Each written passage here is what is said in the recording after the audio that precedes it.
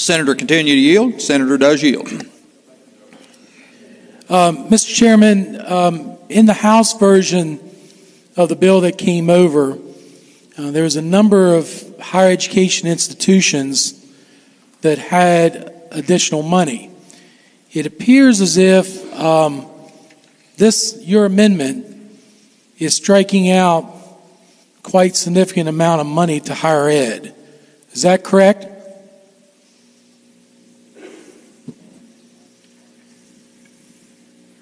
The numbers in our bill is the same as what the governor's proposed budget was.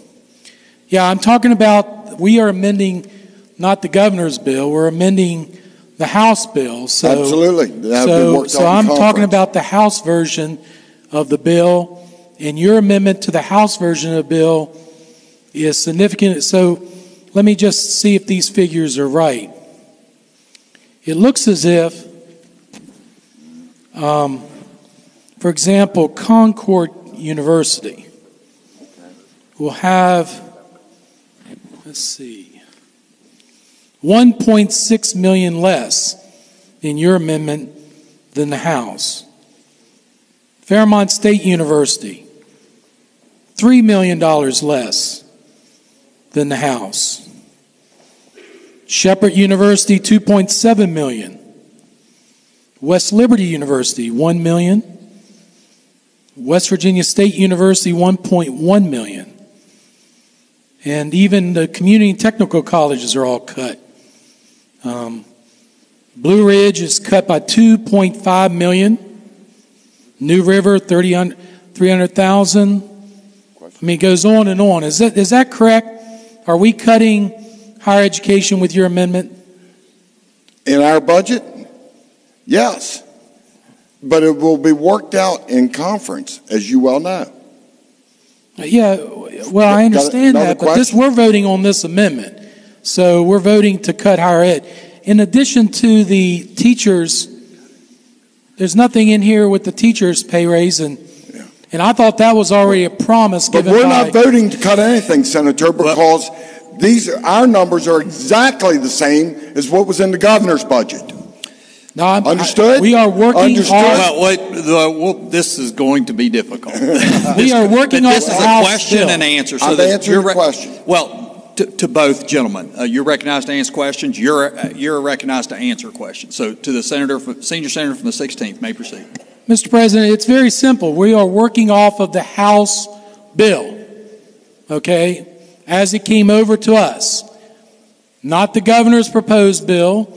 We're working off the House bill, and in the House bill, this money was here for higher education. So the amendment that we are deciding right now is cutting all these institutions of higher education. So that's what I'm asking the question. Do I have the right figures or not?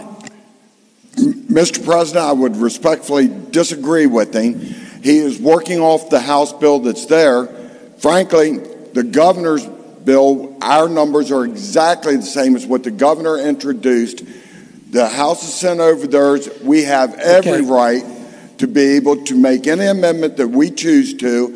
You can vote yes or no on it, and this is what we're doing. And our funding is exactly the same as what the governor's introduced version was. Yes, I understand. So I want to continue. So, Mr. Chairman, is our amendment exactly what the governor's proposed for the teachers and the service personnel raises? I mean, we saw the Department of Education. It is not.